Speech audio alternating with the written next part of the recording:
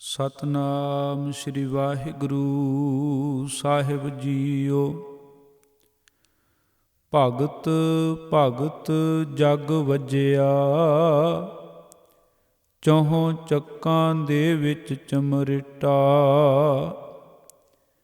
ਪਾਣਾ ਗੰਢੈ ਰਾਹ ਵਿੱਚ, ਕੁਲਾ ਧਰਮ ਢੋਏ ਢੋਰ ਸਮੇਟਾ।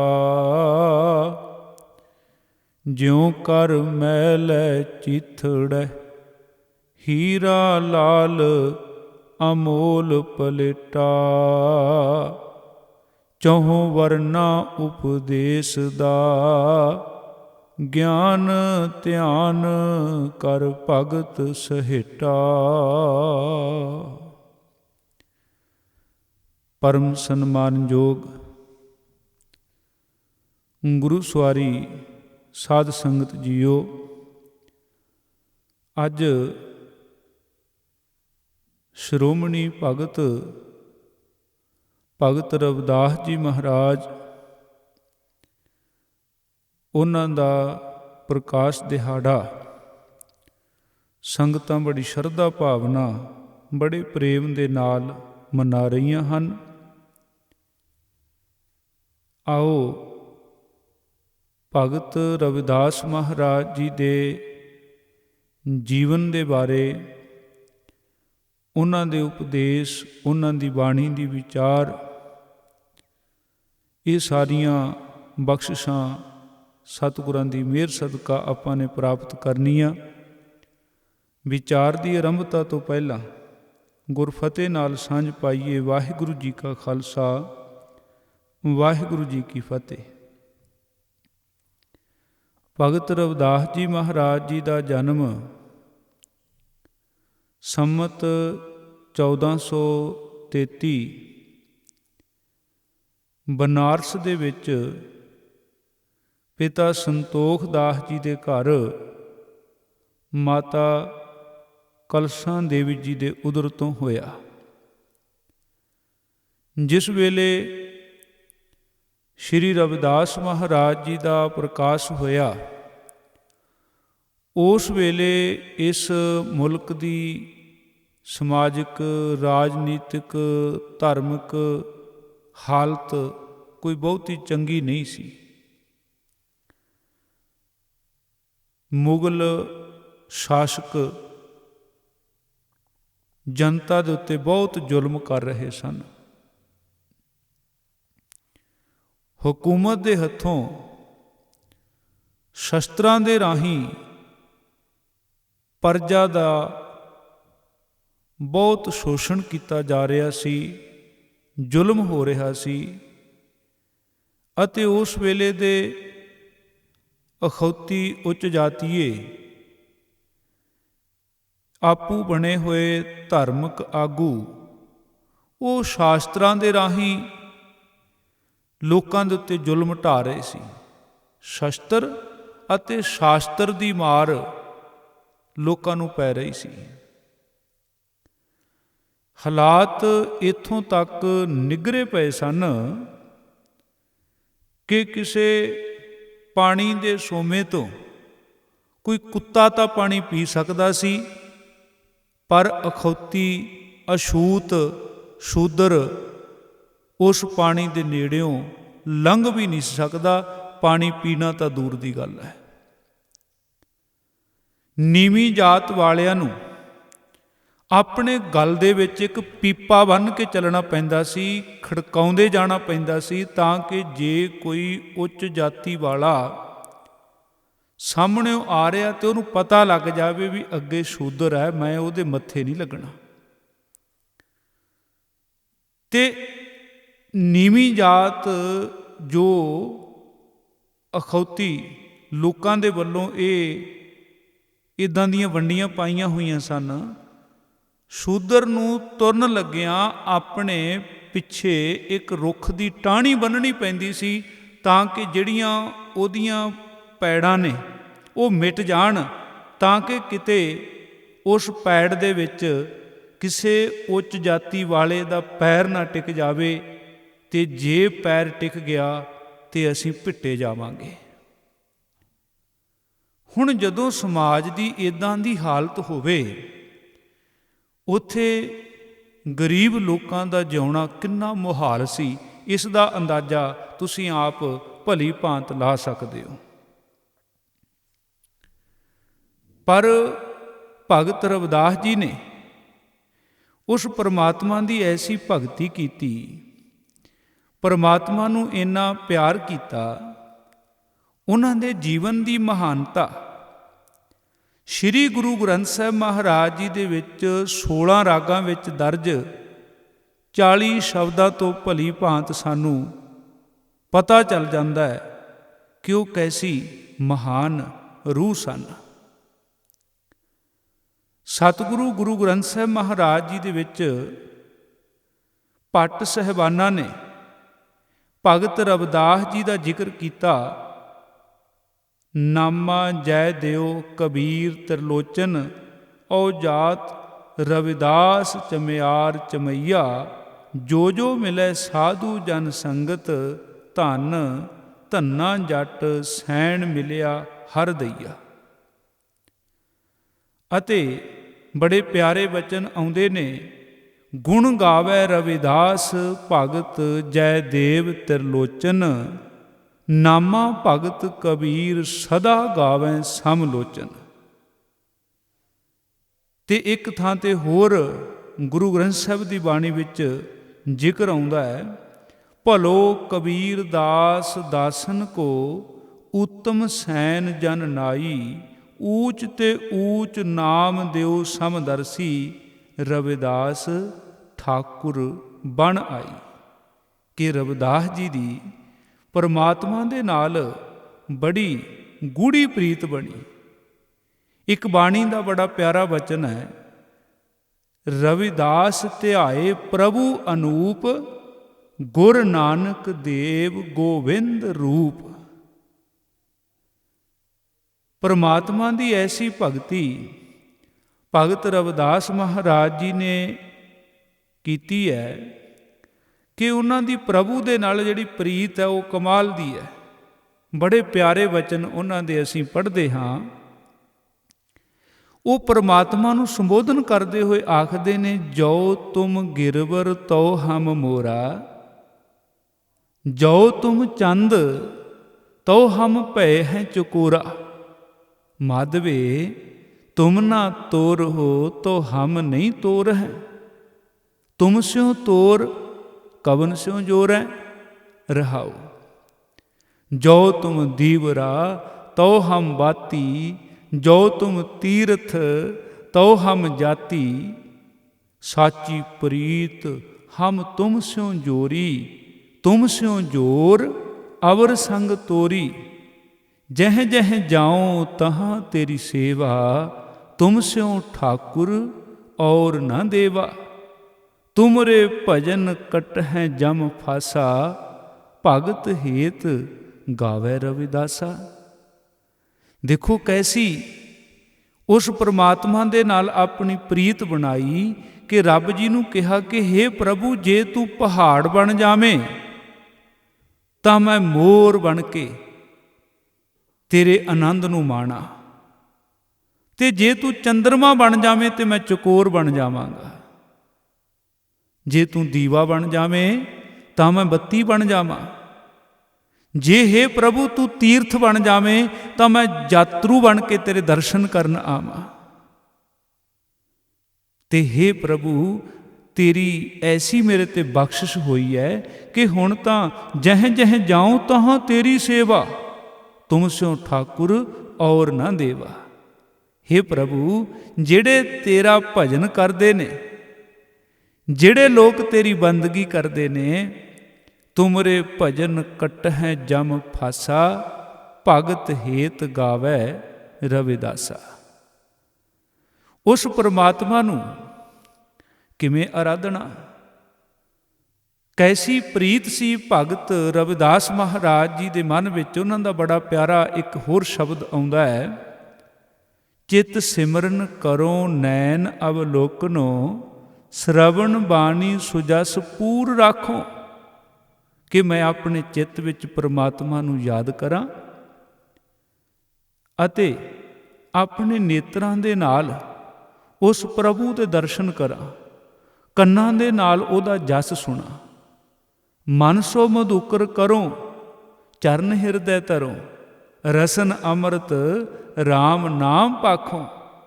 ਮੇਰੀ ਪ੍ਰੀਤ ਗੋਬਿੰਦ ਸਿਉ ਜਿਨ ਘਟੈ, ਮੈਂ ਤੋ ਮੋਲ ਮਹਿੰਗੀ ਲਈ ਜੀ ਸਟੈ। ਕਿ ਮੈਨੂੰ ਫਿਕਰ ਹੈ ਕਿ ਮੇਰੀ ਪ੍ਰੀਤ ਪ੍ਰਭੂ ਦੇ ਨਾਲੋਂ ਕਿਤੇ ਘਟ ਨਾ ਜਾਵੇ। ਦੇਖੋ, ਸਾਨੂੰ ਇਹ ਫਿਕਰ ਤਾਂ ਹੈ ਕਿ ਜਿਹੜਾ ਅਸੀਂ ਧਨ ਕਮਾਇਆ, ਜਿਹੜੀ ਅਸੀਂ ਪੂੰਜੀ ਇਕੱਠੀ ਕੀਤੀ ਆ, ਕਿਤੇ ਇਹ ਨਾ ਘਟ ਜੇ। ਪਰ ਕਦੇ ਇਹ ਖਿਆਲ ਸਾਨੂੰ ਆਇਆ ਕਿ ਮੇਰੀ ਪ੍ਰੀਤ ਪ੍ਰਭੂ ਦੇ ਨਾਲੋਂ ਘਟ ਨਾ ਜਾਵੇ। ਅਸਲ ਪੂੰਜੀ ਪ੍ਰਭੂ ਦੀ ਪ੍ਰੀਤ ਹੈ। ਤੇ ਭਗਤ ਰਵਿਦਾਸ ਜੀ ਪ੍ਰਭੂ ਜੀ ਦੇ ਪ੍ਰੀਤ ਨੂੰ ਆਪਣੇ ਮਨ ਵਿੱਚ ਇੰਨਾ ਲੋਚਦੇ ਨੇ, ਉਹਨਾਂ ਨੂੰ ਫਿਕਰ ਹੈ ਕਿ ਮੇਰੀ ਪ੍ਰੀਤ ਗੋਬਿੰਦ ਸਿਉ ਜਿਨ ਘਟੈ, ਮੈਂ ਤੋ ਮੋਲ ਮਹਿੰਗੀ ਲਈ ਜੀ ਸਟੈ। ਬੜਾ ਪਿਆਰਾ ਉਪਦੇਸ਼ ਬਖਸ਼ਿਸ਼ ਕੀਤਾ। ਸਾਧ ਸੰਗਤ ਬਿਨਾ ਭਾਉ ਨਹੀਂ ਉਪਜੈ, ਭਾਵ ਬਿਨ ਭਗਤ ਨਹੀਂ ਹੋਏ ਤੇਰੀ। ਕਿ ਸਤ ਸੰਗਤ ਦੀ ਬਹੁਤ ਵੱਡੀ ਮਹਿਮਾ ਹੈ, ਕਿਉਂਕਿ ਸਾਧ ਸੰਗਤ ਵਿੱਚ ਬੈਠਿਆਂ ਹੀ ਅੰਦਰ ਰੱਬੀ ਪ੍ਰੇਮ ਪੈਦਾ ਹੁੰਦਾ, ਤੇ ਪ੍ਰੇਮ ਤੋਂ ਬਿਨਾਂ ਤਾਂ ਉਹਦੀ ਭਗਤੀ ਹੋ ਹੀ ਨਹੀਂ ਸਕਦੀ। ਤੇ ਭਗਤ ਦੇ ਮਨ ਵਿੱਚ ਹਮੇਸ਼ਾ ਹੀ ਪ੍ਰਭੂ ਦੇ ਅੱਗੇ ਇਹ ਜੋਦੜੀ ਇੱਕ ਕਰਦੇ ਰਹਿੰਦੇ ਨੇ। ਪ੍ਰਮਾਤਮਾ ਨੂੰ ਆਪਣੇ ਮਨ ਵਿੱਚੋਂ ਇੱਕ ਜੋਦੜੀ, ਇੱਕ ਬੇਨਤੀ, ਇੱਕ ਤਰਲਾ ਹਮੇਸ਼ਾ ਭਗਤ ਜੀ ਇਹ ਲੋਚਦੇ ਨੇ ਕਿ ਕਹਿ ਰਵਿਦਾਸ ਇੱਕ ਬੇਨਤੀ ਹਰਿ ਸਿਉ, ਪੈਜ ਰੱਖੋ ਰਾਜਾ RAM ਮੇਰੀ। ਕਿਉਂਕਿ ਭਗਤਾਂ ਦੀ ਪੈਜ ਉਹ ਪਰਮਾਤਮਾ ਹੀ ਤਾਂ ਰੱਖਦਾ।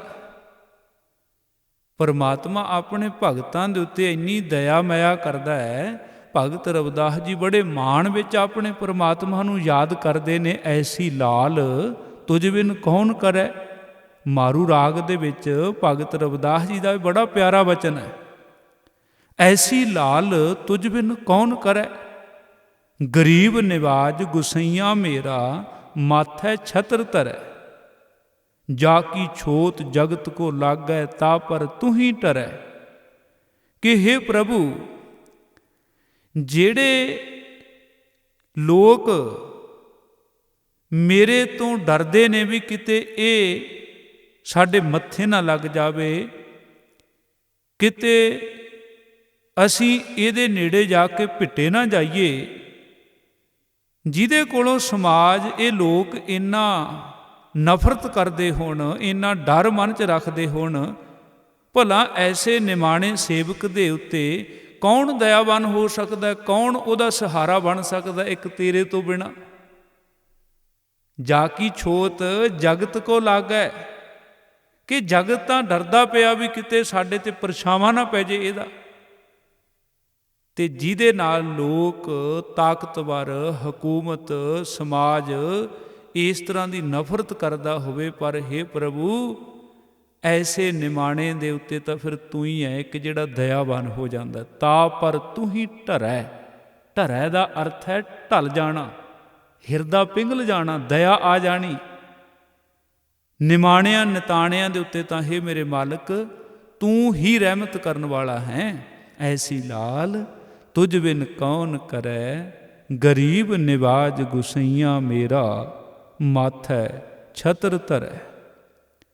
ਜਾ ਕੀ ਛੋਤ ਜਗਤ ਕੋ ਲਾਗੈ, ਤਾ ਪਰ ਤੂੰ ਹੀ ਟਰੈ। ਨੀਚ ਹੈ ਊਚ ਕਰੈ ਮੇਰਾ ਗੋਬਿੰਦ, ਕਾਹੂ ਤੇ ਨਾ ਡਰੈ। ਨਾਮਦੇਵ ਕਬੀਰ ਤੇ ਲੋਚਨ, ਸਦਨਾ ਸੈਨ ਤਰੈ। ਕਹਿ ਰਵਿਦਾਸ ਸੁਨੋ ਰੇ ਸੰਤ ਹੋ, ਹਰ ਜੀਉ ਤੇ ਸਭੈ ਸਰੈ। ਭਗਤ ਰਵਿਦਾਸ ਮਹਾਰਾਜ ਸਾਨੂੰ ਭਰੋਸਾ ਦਿਵਾਉਂਦੇ ਨੇ ਕਿ ਭਾਈ ਉਹ ਪ੍ਰਮਾਤਮਾ ਸਭ ਦੇ ਉੱਤੇ ਦਇਆਵਾਨ ਹੁੰਦਾ ਹੈ। ਉਹ ਪ੍ਰਮਾਤਮਾ ਐਸਾ ਮਿਹਰਬਾਨ ਹੈ ਕਿ ਉਹਦੇ ਅੱਗੇ ਤਾਂ ਵਾਰ-ਵਾਰ ਇਹ ਬੇਨਤੀ ਕਰਨ ਨੂੰ ਚਿੱਤ ਕਰਦਾ ਹੈ। ਇੱਕ ਧਨਾਸਰੀ ਰਾਗ ਦੇ ਵਿੱਚ ਸ਼੍ਰੀ ਰਵਿਦਾਸ ਮਹਾਰਾਜ ਜੀ ਦਾ ਬੜਾ ਪਿਆਰਾ ਬਚਨ ਹੈ, ਤੇ ਸਾਨੂੰ ਸਾਰਿਆਂ ਨੂੰ ਇਸ ਸ਼ਬਦ ਦੇ ਮੁਤਾਬਕ ਪਰਮੇਸ਼ਰ ਦੇ ਅੱਗੇ ਬੇਨਤੀ ਕਰਨੀ ਬਣਦੀ ਹੈ। ਬਚਨ ਹਨ, ਹਮ ਸਰ ਦੀਨ। ਸਰ ਦਾ ਅਰਥ ਹੈ ਬਰਾਬਰ, ਵਰਗਾ। ਹਮ ਸਰ, ਮੇਰੇ ਵਰਗਾ। ਦੀਨ, हे ਪ੍ਰਭੂ ਮੇਰੇ ਵਰਗਾ ਦੁਖੀ ਕੋਈ ਨਹੀਂ। ਹਮ ਸਰ ਦੀਨ, ਦਇਆਲ ਨਾ ਤੁਮ ਸਰ, ਤੇਰੇ ਵਰਗਾ ਦਿਆਲੂ ਕੋਈ ਨਹੀਂ। ਅਬ ਪਤਿਆਰ ਕਿਆ ਕੀਜੈ, ਬਚਨੀ ਤੋਰ। ਮੋਰ ਮਨ ਮਾਨੈ, ਜਨ ਕੋ ਪੂਰਨ ਦੀਜੈ। हे ਮੇਰੇ ਮਾਲਕ, ਜਿਹੜੇ ਤੇਰੇ ਬਚਨ ਨੇ, ਜਿਹੜਾ ਤੇਰਾ ਉਪਦੇਸ਼ ਹੈ, ਤੇਰੇ ਬਚਨਾਂ ਨੂੰ ਮੇਰਾ ਮਨ ਮੰਨ ਜਾਵੇ, ਐਸੀ ਮੇਰੇ ਤੇ ਮਿਹਰ ਕਰ ਦਿਓ। ਹਉ ਬਲ ਬਲ ਜਾਊਂ ਰਮਈਆ ਕਾਰਨੇ, ਕਾਰਨ ਕਵਨ ਅਬੋਲ। ਬਹੁਤ ਜਨਮ ਵਿਛਰੇ ਥੇ ਮਾਧੋ, ਇਹ ਜਨਮ ਤੁਮਾਰੇ ਲੇਖੇ। ਕਹਿ ਰਵਿਦਾਸ ਆਸ ਲਗ ਜੀਵੋਂ, ਚਿਰ ਭਇਓ ਦਰਸ਼ਨ ਦੇਖੇ। ਇਹ ਅਰਦਾਸ ਅਸੀਂ ਨਿਤ ਨਿਤ ਉਸ ਮਾਲਕ ਪਰਮੇਸ਼ਰ ਦੇ ਅੱਗੇ ਕਰਦੇ ਰਹੀਏ, ਕਿਉਂਕਿ ਇਹ ਜਿਹੜੀ ਪ੍ਰੀਤ ਹੈ ਨਾ, ਇਹ ਪ੍ਰੀਤ ਹੀ ਉਸ ਪ੍ਰਭੂ ਦੀ ਪ੍ਰਾਪਤੀ ਦਾ ਸਾਧਨ ਹੈ। ਤੇ ਜਦੋਂ ਉਸ ਮਾਲਕ ਵਾਹਿਗੁਰੂ ਦੇ ਨਾਲ ਪ੍ਰੀਤ ਹੋਵੇ ਤੇ ਉਸ ਪ੍ਰਭੂ ਦੇ ਮਹਾਨ ਗੁਣ ਸਾਡੀ ਸੁਰਤ ਦੇ ਵਿੱਚ ਟਿਕੇ ਹੋਣ, ਤੇ ਅਸੀਂ ਆਪਣੇ ਕਿਸੇ ਕਰਮ ਦਾ, ਆਪਣੇ ਕਿਸੇ ਯਤਨ ਦਾ ਰਤਾ ਵੀ ਮਾਣ ਗੁਮਾਨ ਨਹੀਂ ਮਨ ਵਿੱਚ ਕਰਨਾ ਚਾਹੀਦਾ ਕਿ ਅਸੀਂ ਤੇਰੀ ਭਗਤੀ ਕਰਦੇ ਹਾਂ। ਆਸਾ ਰਾਗ ਦੇ ਵਿੱਚ ਸ਼੍ਰੀ ਰਵਿਦਾਸ ਮਹਾਰਾਜ ਜੀ ਬੜਾ ਸੁੰਦਰ ਫੁਰਮਾਨ ਕਰਦੇ ਨੇ, ਬੜੇ ਪਿਆਰੇ ਬਚਨ ਨੇ। ਤੁਮ ਚੰਦਨ ਹਮ ਇਰੰਡ ਬਾਪੁਰੇ, ਸੰਗ ਤੁਮਾਰੇ ਬਾਸਾ। ਨੀਚ ਰੂਖ ਤੇ ਊਚ ਭਏ ਹੈ, ਗੰਧ ਸੁਗੰਧ ਨਿਵਾਸਾ। ਮਾਧੋ ਸਤ ਸੰਗਤ ਸ਼ਰਨ ਤੁਮਾਰੀ, ਹਮ ਔਗੁਣ ਤੁਮ ਉਪਕਾਰੀ। ਤੁਮ ਮਖਤੂਲ, ਮਖਤੂਲ ਕਹਿੰਦੇ ਨੇ ਰੇਸ਼ਮ ਨੂੰ। ਤੁਮ ਮਖਤੂਲ ਸੁਪੇਦ ਸਪੀਅਲ, ਹਮ ਬਪੁਰੇ ਜਸ ਕੀਰਾ। ਸਤ ਸੰਗਤ ਮਿਲ ਰਹੀ ਹੈ ਮਾਧੋ, ਜੈਸੇ ਮਧੁਪ ਮਖੀਰਾ। ਜਾਤੀ ਓਛਾ ਪਾਤੀ ਓਛਾ, ਓਛਾ ਜਨਮ ਹਮਾਰਾ। ਰਾਜਾ ਰਾਮ ਕੀ ਸੇਵ ਨਾ ਕੀਨੀ, ਕਹਿ ਰਵਿਦਾਸ ਚਮਾਰਾ। ਉਹ ਪਰਮਾਤਮਾ ਆਪਣੇ ਭਗਤ ਦੀ, ਆਪਣੇ ਸੇਵਕ ਦੀ ਹਰ ਬੇਨਤੀ ਸੁਣਦਾ ਹੈ। ਤੇ ਜਦੋਂ ਅਸੀਂ ਆਪਣੇ ਜੀਵਨ ਅੰਦਰ ਕਦੇ ਝਾਤੀ ਮਾਰੀਏ ਤੇ ਅਸੀਂ ਆਪਣੇ ਔਗੁਣਾਂ ਦੇ ਕਾਰਨ ਬਹੁਤ ਨਿਰਾਸ਼ ਹੋ ਗਏ ਹੋਈਏ, ਤਾਂ ਵੀ ਉਸ ਮਾਲਕ ਦੇ ਅੱਗੇ ਤਰਲਾ ਲੈਣਾ ਚਾਹੀਦਾ ਹੈ। ਮੇਰੀ ਸੰਗਤ ਪੋਚ ਸੋਚ ਦਿਨ ਰਾਤੀ, ਮੇਰਾ ਕਰਮ ਕੁਟਲਤਾ ਜਨਮ ਕੁਭੰਤੀ।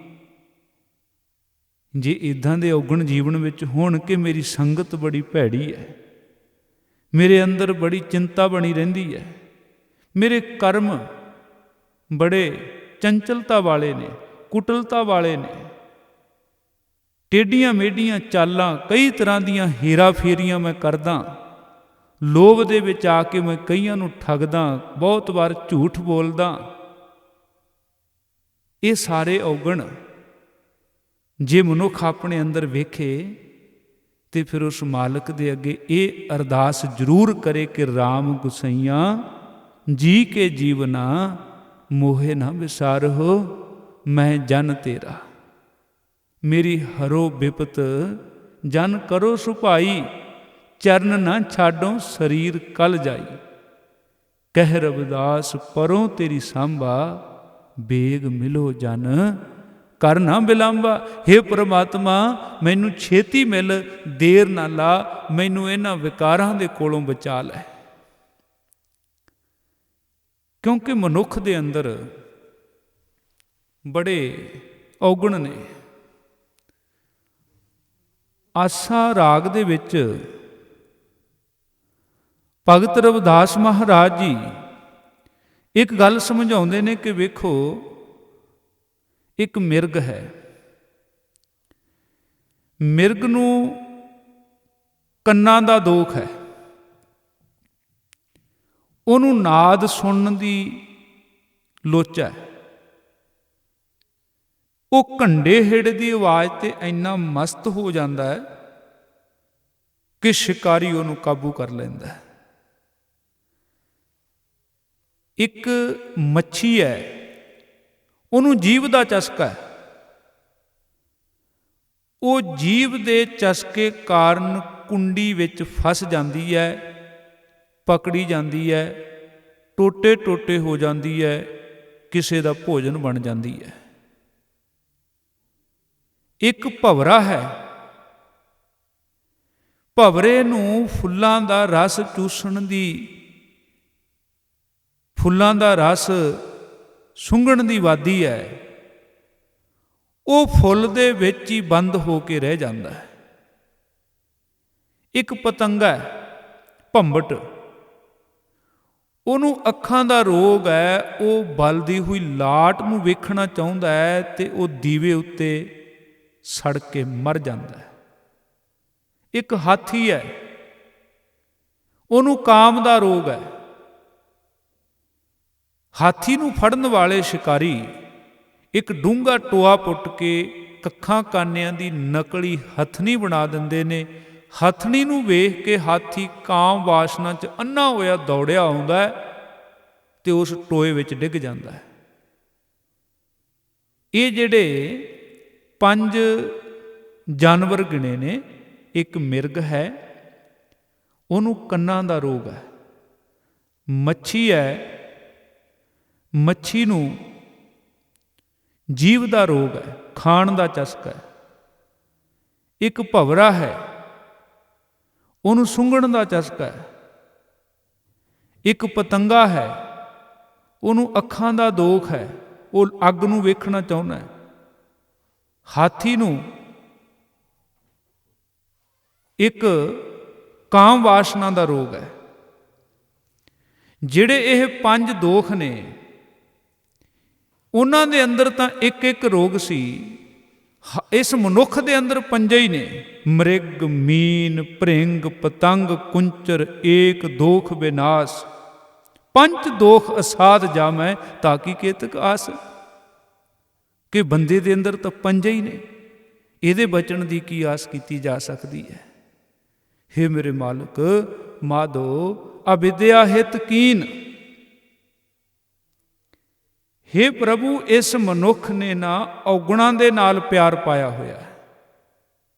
ਵਿਵੇਕ ਦੀਪ ਮਲੀਨ, ਇਹਦੀ ਵਿਵੇਕ ਬੁੱਧੀ ਮੈਲੀ ਹੋਈ ਪਈ ਹੈ। ਤੇ ਐਸੀ ਹਾਲਤ ਵਿੱਚ ਪਰਮਾਤਮਾ ਦੇ ਅੱਗੇ ਕੀਤੀ ਹੋਈ ਅਰਦਾਸ ਹੀ ਸਾਡੇ ਸਾਥ ਦੇ ਸਕਦੀ ਹੈ। ਤੇ ਉਸ ਮਾਲਕ ਅਕਾਲ ਪੁਰਖ ਵਾਹਿਗੁਰੂ ਪਰਮੇਸ਼ਰ ਦੀ ਭਗਤੀ ਮਨੁੱਖ ਦੇ ਜੀਵਨ ਨੂੰ ਸੋਹਣਾ ਬਣਾ ਦਿੰਦੀ ਹੈ, ਪੂਜਣਯੋਗ ਬਣਾ ਦਿੰਦੀ ਹੈ। ਭਗਤ ਰਵਿਦਾਸ ਮਹਾਰਾਜ ਜੀ ਦਾ ਇੱਕ ਬੜਾ ਪਿਆਰਾ ਸ਼ਬਦ ਹੈ ਮਲਾਰ ਰਾਗ ਦੇ ਵਿੱਚ। ਉਹਦੇ ਵਿੱਚ ਜਿਹੜੀਆਂ ਲੋਕ ਗੱਲਾਂ ਕਰਦੇ ਸੀ ਰਵਿਦਾਸ ਮਹਾਰਾਜ ਜੀ ਨੂੰ ਕਿ ਤੁਸੀਂ ਨੀਵੀਂ ਜਾਤ ਵਿੱਚੋਂ ਹੋ, ਚਮਾਰ ਹੋ, ਤੇ ਉਸ ਗੱਲ ਦਾ ਬੜਾ ਸੋਹਣੇ ਤਰੀਕੇ ਨਾਲ ਜਵਾਬ ਦਿੱਤਾ ਰਵਿਦਾਸ ਮਹਾਰਾਜ ਜੀ ਨੇ। ਬਚਨ ਆਉਂਦਾ ਨਾਗਰ ਜਨਾ। ਨਾਗਰ ਜਨਾਂ ਦਾ ਅਰਥ ਹੁੰਦਾ ਐ ਨਗਰ ਦੇ ਲੋਕੋ। ਨਾਗਰ ਜਨਾ ਮੇਰੀ ਜਾਤ ਵਿਖਿਆਤ ਚਮਾਰੰ। ਐ ਨਗਰ ਦੇ ਲੋਕੋ, ਇਹ ਗੱਲ ਕੋਈ ਲੁਕੀ ਛਿਪੀ ਨਹੀਂ ਹੈ ਕਿ ਮੇਰੀ ਜਾਤ ਚਮਾਰ ਹੈ, ਨਾ ਮੈਂ ਲੁਕਾਉਣਾ ਚਾਹੁੰਦਾ। ਤੇ ਇੱਕ ਗੱਲ ਮੈਂ ਹੋਰ ਦੱਸਣੀ ਚਾਹੁੰਦਾ ਕਿ ਹਿਰਦੈ ਰਾਮ ਗੋਬਿੰਦ ਗੁਣ ਸਾਰੰ, ਕਿ ਮੈਂ ਆਪਣੇ ਹਿਰਦੇ 'ਚ ਪਰਮਾਤਮਾ ਦੇ ਗੁਣਾਂ ਨੂੰ ਟਿਕਾਇਆ। ਤੇ ਉਹਨਾਂ ਨੇ ਜਾਤ ਅਭਿਮਾਨੀਆਂ ਨੂੰ ਬੜੇ ਸੋਹਣੇ ਵਿਅੰਗ ਦੇ ਰਾਹੀਂ ਇੱਕ ਗੱਲ ਆਖੀ ਕਿ ਵੇਖੋ ਤੁਸੀਂ ਉੱਚੀ ਕੁੱਲ ਵਾਲੇ ਹੋ, ਮਾਨੋ ਤੁਸੀਂ ਗੰਗਾ ਦੇ ਪਾਣੀ ਵਾਂਗ ਪਵਿੱਤਰ ਸੀ, ਪਰ ਤੁਹਾਡੇ ਕਰਮ, ਤੁਹਾਡੇ ਅੰਦਰ ਜਾਤੀ ਅਭਿਮਾਨ ਇੰਨਾ ਕਿ ਤੁਸੀਂ ਮਾਨੋ ਭੈੜੀ ਸ਼ਰਾਬ ਦਾ ਰੂਪ ਧਾਰਨ ਕਰ ਗਏ, ਤੇ ਮੈਂ ਤੁਹਾਡੇ ਮੁਤਾਬਕ ਨੀਵੀਂ ਜਾਤ ਵਿੱਚ ਮੈਂ ਆਪਣੇ ਆਪ ਨੂੰ ਪ੍ਰਵਾਨ ਕਰਦਾ ਕਿ ਮੈਂ ਭੈੜੀ ਸ਼ਰਾਬ ਦੇ ਵਰਗਾ ਸੀ। ਪਰ ਕਹਿੰਦੇ ਮੈਂ ਰੱਬ ਦੇ ਗੁਣ ਗਾਏ, ਪ੍ਰਭੂ ਦੀ ਭਗਤੀ ਕੀਤੀ। ਜਿੱਦਾਂ ਸ਼ਰਾਬ ਦੀ ਬੋਤਲ ਨੂੰ ਗੰਗਾ 'ਚ ਸੁੱਟ ਦਿਓ, ਲੋਕ ਗੰਗਾ ਨੂੰ ਪੂਜਣੋਂ ਥੋੜ੍ਹਾ ਹਟ ਜਾਣਗੇ। ਉਹ ਸ਼ਰਾਬ ਵੀ ਤਾਂ ਗੰਗਾ ਦੇ ਵਿੱਚ ਮਿਲ ਕੇ ਪਵਿੱਤਰ ਹੀ ਹੋ ਗਈ, ਗੰਗਾ ਦਾ ਪਾਣੀ ਉਹੀ ਰੂਪ ਉਹਨੇ ਧਾਰਨ ਕਰ ਲਿਆ। ਕਹਿੰਦੇ ਇਸੇ ਤਰ੍ਹਾਂ ਜਨਮ ਕਰਕੇ ਤੁਸੀਂ ਉੱਚੀ ਕੁੱਲ ਵਿੱਚੋਂ ਸੀ, ਪਰ ਤੁਹਾਡੇ ਕਰਮ ਇੰਨੇ ਭੈੜੇ ਕਿ ਜਿਵੇਂ ਗੰਗਾ ਦੇ ਪਾਣੀ ਤੋਂ ਤਿਆਰ ਕੀਤੀ ਸ਼ਰਾਬ ਹੋਵੇ, ਸੰਤ ਜਨ ਉਹਨੂੰ ਪੀ ਲੈਣਗੇ, ਕਦੇ ਨਹੀਂ ਪ੍ਰਵਾਨ ਕਰਨਗੇ। ਬੜੇ ਪਿਆਰੇ ਵਚਨ ਨੇ, ਸੁਰਾ ਅਪਵਿੱਤਰ ਨਤ ਅਵਰ ਜਲ ਰੇ, ਸੁਰਸਰੀ ਮਿਲਤ ਨਹਿ ਹੋਏ ਆਨੰਦ। ਕਿ ਜਿੱਦਾਂ ਸ਼ਰਾਬ ਜਾਂ ਕੋਈ ਮੈਲਾ ਪਾਣੀ ਗੰਗਾ 'ਚ ਮਿਲ ਜਾਵੇ, ਉਹ ਗੰਗਾ ਦਾ ਹੀ ਰੂਪ ਹੋ ਜਾਂਦਾ। ਕਹਿੰਦੇ ਇੱਦਾਂ ਹੀ ਮੈਂ ਮੰਨ ਲੈਣਾ ਕਿ ਮੈਂ ਨੀਵੀਂ ਜਾਤ ਵਿੱਚੋਂ ਸੀ, ਪਰ ਮੈਂ ਪਰਮਾਤਮਾ ਦੀ ਭਗਤੀ ਕੀਤੀ, ਮੈਂ ਗੰਗਾ ਦਾ ਰੂਪ ਉਸ ਪਰਮਾਤਮਾ ਦੇ ਵਿੱਚ ਮਿਲ ਗਿਆ, ਤੇ ਮੈਂ ਹੁਣ ਨੀਚ ਨਹੀਂ ਰਹਿ ਗਿਆ। ਸੁਰਸਰੀ ਸਲਲ ਕ੍ਰਿਤ ਬਾਰ ਨੀ ਰੇ, ਸੰਤ ਜਨ ਕਰਤ ਨਹੀਂ ਪਾਨੰ। ਸੁਰਾ ਅਪਵਿੱਤਰ ਨਤ ਅਵਰ ਜਲ ਰੇ, ਸੁਰਸਰੀ ਮਿਲਤ ਨਹਿ ਹੋਏ ਆਨੰਦ। ਇੱਕ ਉਦਾਹਰਨ ਹੋਰ ਦਿੱਤੀ ਤਾੜੀ ਦੇ ਰੁੱਖ ਦੀ। ਤਰ ਤਾਰ ਅਪਵਿੱਤਰ ਕਰ ਮਾਨੀਐ ਰੇ, ਜੈਸੇ ਕਾਗਰਾ ਕਰਤ ਵਿਚਾਰੰ। ਭਗਤ ਭਗਉਤ ਲਿਖੀਐ ਤਿਹ ਉਪਰੇ, ਪੂਜੀਐ ਕਰ ਨਮਸਕਾਰੰ। ਕਿ ਜਿਵੇਂ ਇੱਕ ਤਾੜੀ ਦਾ ਰੁੱਖ ਹੈ, ਉਹਨੂੰ ਜਿਹੜਾ ਫਲ ਲੱਗਦਾ ਹੈ, ਉਹਨੂੰ ਚੀਰਾ ਦੇ ਕੇ ਉਹਦੇ ਹੇਠਾਂ ਕੋਈ ਲਿਫਾਫਾ ਜਾਂ ਕੋਈ ਹੋਰ ਬਰਤਨ ਰੱਖ ਦਿੱਤਾ, ਭਾਵ ਉਹਦੇ ਵਿੱਚੋਂ ਇੱਕ ਰਸ ਚੋਂਦਾ ਜਿਹਦੇ ਵਿੱਚ ਨਸ਼ਾ ਹੁੰਦਾ। ਉਸ ਰਸ ਤੋਂ ਸ਼ਰਾਬ ਤਿਆਰ ਕੀਤੀ ਜਾਂਦੀ ਹੈ, ਤੇ ਇਸ ਕਰਕੇ ਤਾੜੀ ਦੇ ਰੁੱਖ ਤੋਂ ਸ਼ਰਾਬ ਬਣਦੀ ਹੈ। ਤੇ ਇਸ ਕਰਕੇ ਲੋਕ ਤਾੜੀ ਦੇ ਰੁੱਖ ਨੂੰ ਨਖਿੱਧ ਮੰਨਦੇ ਨੇ, ਉਹਨੂੰ ਅਪਵਿੱਤਰ ਮੰਨਦੇ ਨੇ। ਤਾੜੀ ਦੇ ਰੁੱਖ ਤੋਂ ਕਾਗਜ਼ ਵੀ ਬਣਦਾ, ਤੇ ਕਾਗਜ਼ ਨੂੰ ਵੀ ਲੋਕ ਚੰਗਾ ਨਹੀਂ ਮੰਨਦੇ। ਪਰ ਭਗਤ ਰਵਿਦਾਸ ਜੀ ਕਹਿੰਦੇ ਦੇਖੋ, ਤਾੜੀ ਦੇ ਰੁੱਖ ਤੋਂ ਬਣਿਆ ਕਾਗਜ਼, ਕਾਗਜ਼ ਦੇ ਉੱਤੇ ਰੱਬ ਦੀ ਸਿਫਤ ਸਲਾਹ ਵਾਲੀ ਬਾਣੀ ਲਿਖੀ ਗਈ। ਬਾਣੀ ਲਿਖੀ ਗਈ, ਪੋਥੀ ਬਣ ਗਈ, ਗ੍ਰੰਥ ਬਣ ਗਿਆ, ਤੇ ਉਸ ਗ੍ਰੰਥ ਨੂੰ ਲੋਕ ਪੂਜਦੇ ਨੇ। ਹੈ ਉਹਦਾ ਮੂਲ ਤਾਂ ਮਾੜਾ ਸੀ, ਤਾੜੀ ਦੇ ਰੁੱਖ ਨੂੰ ਨਫ਼ਰਤ ਕਰਦੇ ਸੀ, ਉਹਦੇ ਕਾਗਜ਼ ਨੂੰ ਬੁਰਾ ਕਹਿੰਦੇ ਸੀ, ਪਰ ਉਹ ਕਾਗਜ਼ ਉੱਤੇ ਰੱਬ ਦੇ ਬੋਲ, ਰੱਬ ਦੀ ਬਾਣੀ ਲਿਖੀ ਗਈ, ਉਹ ਪੂਜਣਯੋਗ ਹੋ ਗਈ। ਕਹਿੰਦੇ ਮੈਂ ਵੀ ਮੰਨ ਲੈਣਾ ਕਿ ਮੈਂ ਨੀਵੀਂ ਜਾਤ ਵਿੱਚੋਂ ਸੀ, ਪਰ ਮੈਂ ਆਪਣੇ ਹਿਰਦੇ 'ਚ ਰੱਬ ਦੀ ਬਾਣੀ ਲਿਖ ਲਈ ਹੈ, ਹੁਣ ਮੈਂ ਨੀਚ ਕੋਈ ਨਹੀਂ ਰਹਿ ਗਿਆ। ਤਰ ਤਾਰ ਅਪਵਿੱਤਰ ਕਰ ਮਾਨੀਐ ਰੇ, ਜੈਸੇ ਕਾਗਰਾ ਕਰਤ ਵਿਚਾਰੰ। ਭਗਤ ਭਗਉਤ ਲਿਖੀਐ ਤਿਹ ਉਪਰੇ, ਪੂਜੀਐ ਕਰ ਨਮਸਕਾਰੰ। ਮੇਰੀ ਜਾਤ ਕੁੱਟ ਬਾਂਡਲਾ ਢੋਰ ਢਵੰਤਾ, ਨਿਤੈ ਬਨਾਰਸੀ ਆਸ ਪਾਸਾ। ਕਹਿਣ ਲੱਗੇ ਮੇਰੀ ਜਾਤ ਦੇ ਲੋਕ, ਅਸੀਂ ਸਭ ਮਰੇ ਹੋਏ ਡੰਗਰ ਢੋਂਦੇ ਹਾਂ, ਚਮੜਾ ਲਾਉਂਦੇ ਹਾਂ, ਬਨਾਰਸੀ ਦੇ ਆਲੇ ਦੁਆਲੇ ਸਾਡਾ ਇੱਕ ਕਿੱਤਾ ਹੈ। ਪਰ ਕਹਿੰਦੇ ਲੋਕ ਨਫ਼ਰਤ ਕਰਦੇ ਸੀ, ਪਰ ਮੈਂ ਰੱਬ ਦੀ ਭਗਤੀ ਐਸੀ ਕੀਤੀ, ਅਬ ਵਿਪਰ ਪ੍ਰਧਾਨ ਤਿਹ ਕਰੈ ਡੰਡੌਤ, ਤੇਰੇ ਨਾਮ ਸ਼ਰਨਾਏ ਰਵਿਦਾਸ ਦਾਸਾ। ਕਿ ਹੁਣ ਇਹ ਬ੍ਰਾਹਮਣ ਵੀ ਮੇਰੇ ਚਰਨਾਂ ਤੇ ਆ ਕੇ ਨਮਸਕਾਰ ਕਰਦੇ ਨੇ।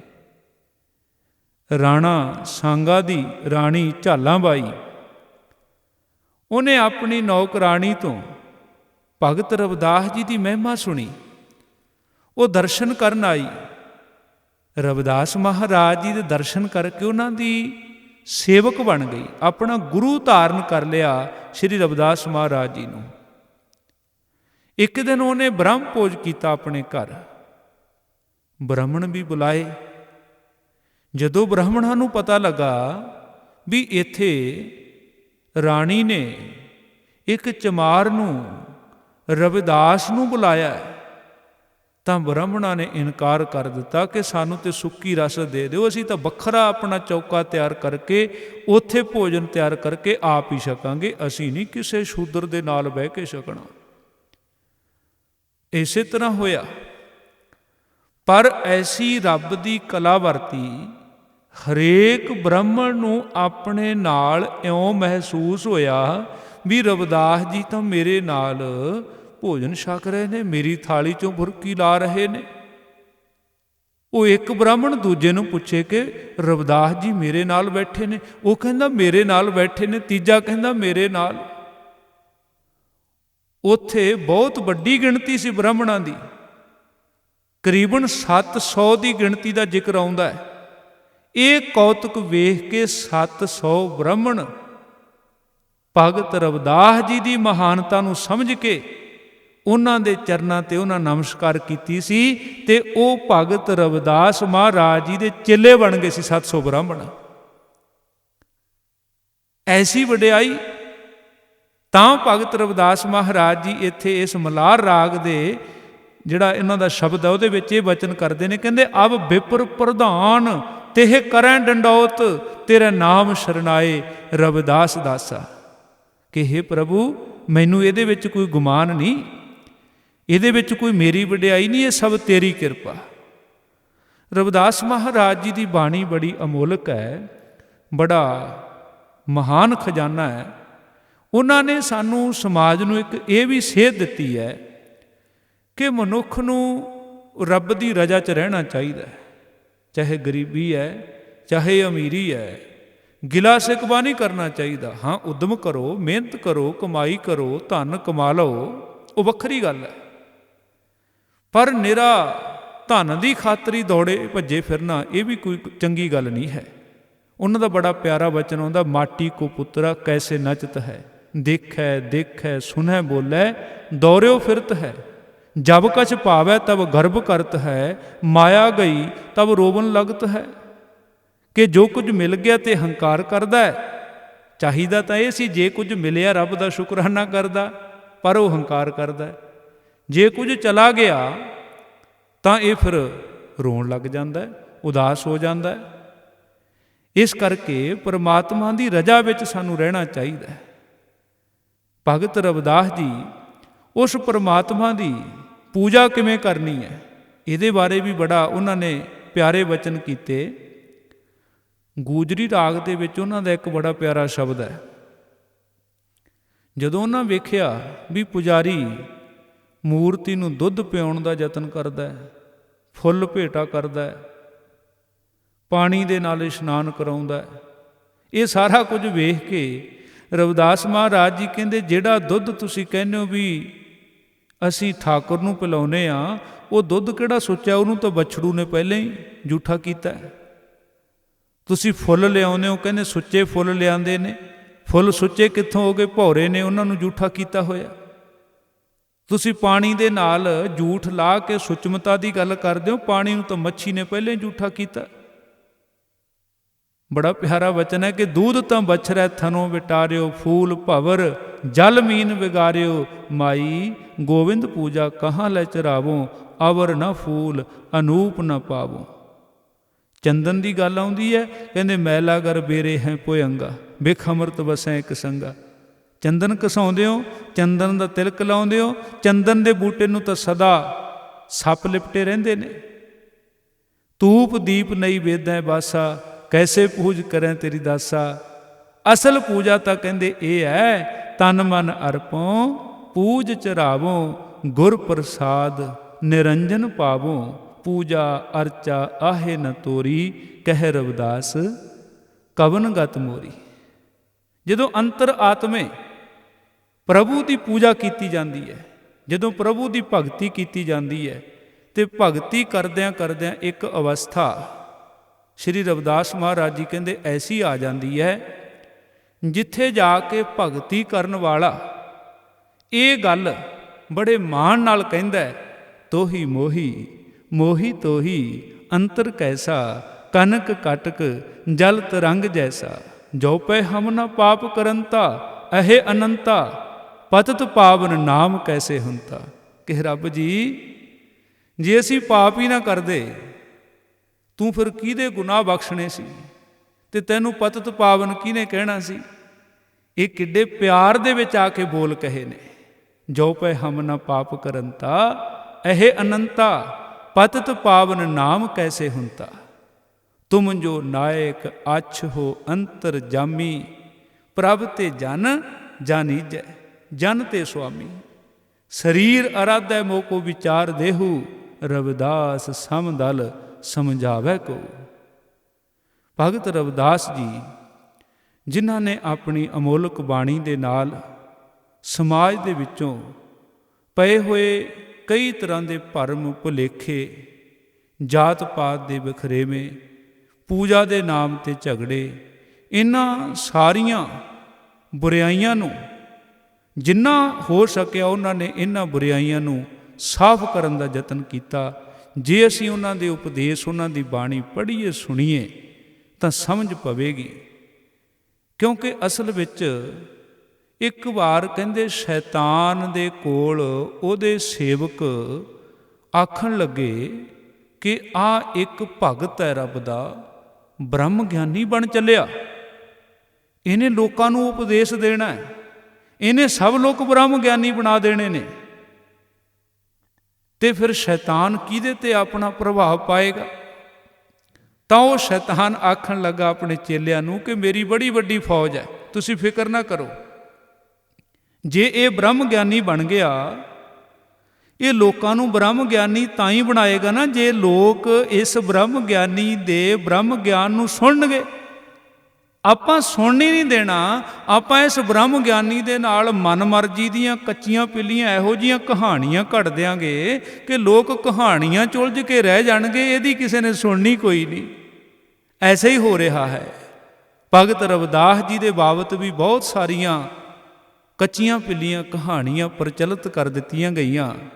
ਲੋੜ ਹੈ ਸਾਨੂੰ ਉਹਨਾਂ ਦੇ ਜਿਹੜੇ 40 ਸ਼ਬਦ ਨੇ, ਉਹਨਾਂ ਵਿੱਚੋਂ ਭਗਤ ਰਵਿਦਾਸ ਜੀ ਦੇ ਦਰਸ਼ਨ ਕੀਤੇ ਜਾਣ ਕਿ ਭਗਤ ਰਵਿਦਾਸ ਮਹਾਰਾਜ ਜੀ ਕੈਸੀ ਸ਼ਖਸੀਅਤ ਸਨ, ਉਹ ਸਮਾਜ ਨੂੰ ਕੀ ਗਿਆਨ ਦੇਣਾ ਚਾਹੁੰਦੇ ਸਨ। ਮਾਲਕ ਦੇ ਅੱਗੇ ਅਰਦਾਸ ਹੀ ਕਰਦੇ ਹਾਂ ਕਿ ਸਾਨੂੰ ਸਭਨਾਂ ਨੂੰ ਪਰਮਾਤਮਾ ਸੁਮਤ ਬਖਸ਼ੇ। ਅਸੀਂ ਭਗਤ ਰਵਿਦਾਸ ਮਹਾਰਾਜ ਜੀ ਦੇ ਬਾਣੀ ਦੇ ਅਮੋਲਕ ਖਜ਼ਾਨੇ ਦੇ ਵਿੱਚੋਂ ਕੁਝ ਬਚਨਾਂ ਦੀ ਸਾਂਝ ਪਾਈ ਹੈ, ਕੁਝ ਸ਼ਬਦਾਂ ਨੂੰ ਵਿਚਾਰਨ ਦਾ ਯਤਨ ਕੀਤਾ। ਸੋ ਆਪ ਸੰਗਤਾਂ ਨੇ ਖਿਮਾ ਕਰ ਦੇਣਾ, ਦਾਸ ਦੇ ਪਾਸੋਂ ਕੋਈ ਭੁੱਲ ਚੁੱਕ ਹੋਈ ਹੋਵੇ। ਸ਼੍ਰੀ ਰਵਿਦਾਸ ਮਹਾਰਾਜ ਜੀ ਦੇ ਪ੍ਰਕਾਸ਼ ਦਿਹਾੜੇ ਦੀ ਸਾਰੀਆਂ ਸੰਗਤਾਂ ਨੂੰ ਬਹੁਤ ਬਹੁਤ ਵਧਾਈ ਜੀ। ਵਾਹਿਗੁਰੂ ਜੀ ਕਾ ਖਾਲਸਾ, ਵਾਹਿਗੁਰੂ ਜੀ ਕੀ ਫਤਿਹ।